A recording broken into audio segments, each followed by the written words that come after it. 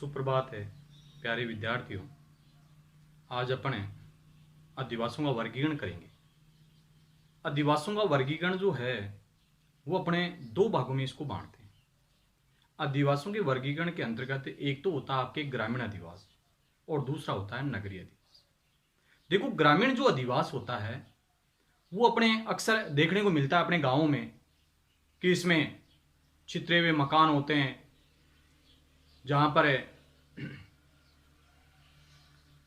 मतलब प्राथमिक व्यवसाय एक ऐसा क्षेत्र है जहां पर प्राथमिक व्यवसाय का कार्य किया जाता हो, जैसे कृषि करना है, मत्स्य पालन का कार्य करना है, लकड़ी काटना है, आखेट करना है, पशु चारण का कार्य करना है, खनन कार्य करना है।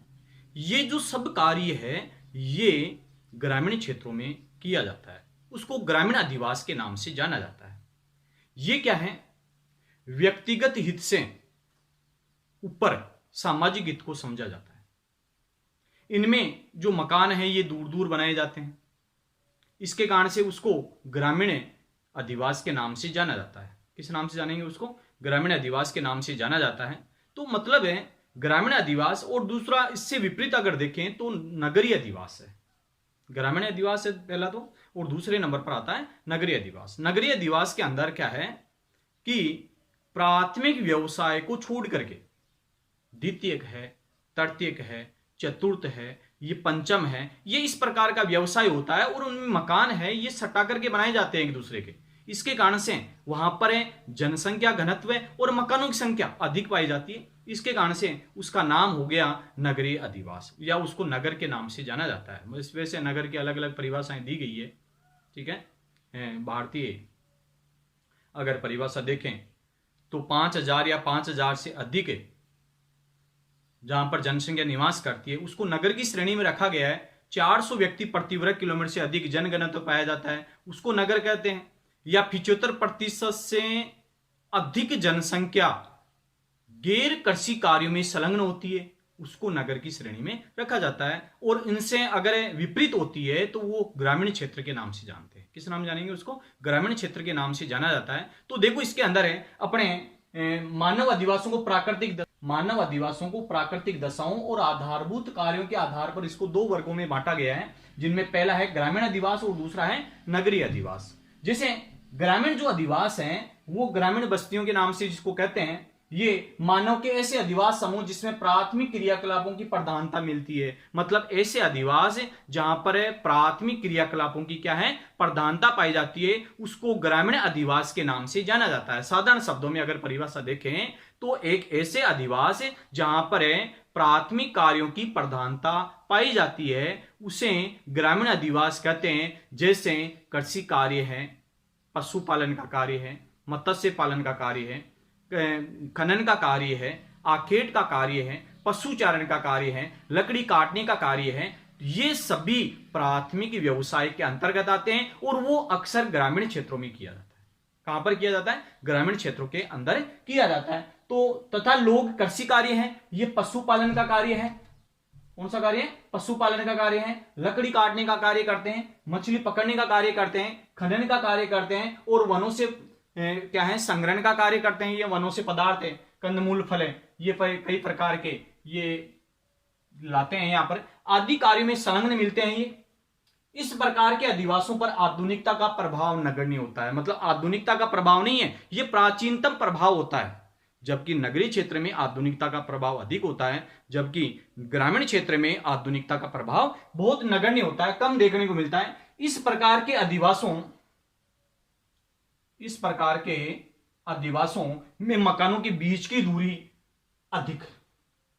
इस प्रकार के जो अधिवास होते हैं उनमें मकानों के बीच की दूरी क्या है? ज्यादा होती है। और मानव मूल्यों में घनिष्ठता देखने को मिलती है। देखिए आपने देखा होगा कि व्यक्तिगत मूल्य से अधिक मानवीय मूल्य समझा जाता है वहां पर, जबकि नगरों के अंदर पड़ोसी को नहीं जानता है। ठीक है ना? तो व्यक्तिगत मूल्य वहां पर ज्यादा होता है, सामाजिकता वहां पर नहीं पाई जाती है। तो ये जो व्यक्तिगत मूल्य से ऊपर है किसको समझा जाता है? सामाजिक मूल्य को समझा जाता है। तो ये ग्रामीण अधिवास है। कौन सा अधिवास है? वो ग्रामीण अधिवास है। तो ग्रामीण अधिवासों के प्रकारों के अंदर है, अगर देखें तो इसको मुख्य रूप से 4 भागों में बांटा गया है। मुख्य रूप से ग्रामीण अधिवासियों को कितने भागों में बांटा गया? 4 भागों में बांट दिया। ग्रामीण अधिवासियों में मकानों की संख्या और बीच की दूरी के आधार पर, मकानों की संख्या और बीच की दूरी के आधार पर भी अलग अलग ग्रामीण क्षेत्र पाए जाते हैं, तो उनको 4 भागों में बांट दिया, जिसमें पहला है आपके सघन या गुच्छित अधिवास, दूसरे नंबर का है परकीण या एकाकी अधिवास, तीसरे नंबर का है मिश्रित अधिवास और चौथे नंबर का है पल्ली अधिवास। इस प्रकार से इसको कितने भागों में बांट दिया? 4 भागों के अंदर बांट दिया, जिनमें पहला अगर देखें तो सघन या गुच्छित अधिवास। सघन या गुच्छित है, नाम से स्पष्ट हो रहा है कि सघन है, जिसको सहैत भी कहते हैं, ठीक है, सघन भी कहते हैं, गुच्छित भी कहते हैं, ठीक है।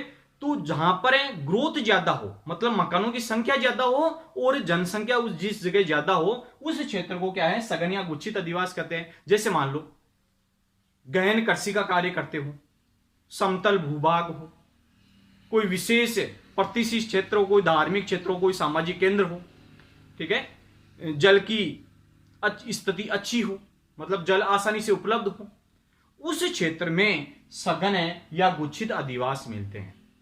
कौन से अधिवास मिलेंगे? सघन या गुच्छित अधिवास के नाम से जाना जाता है। जैसे अपने पूर्वी राजस्थान की ओर जाते हैं तो उसको सघन या गुच्छित अधिवास, जैसे पश्चिमी राजस्थान में भी जाएंगे तो बड़े बड़े गांव ही मिलेंगे, तो वहां पर पेयजल की व्यवस्था भी होगी, सड़क की व्यवस्था भी होगी, संचार की सुविधा भी होगी, तो वो क्या है? गुच्छित या सघन अधिवास के नाम से उसको जाना जाएगा। इसके बाद में आता है परकीण या एकाकी अधिवास। ऐसे अधिवास जिनके बीच में खेतों का गेप हो और वो अपने मकान है अपने अपने खेत के अंदर बना लें, मतलब एकाकी प्रवृत्ति।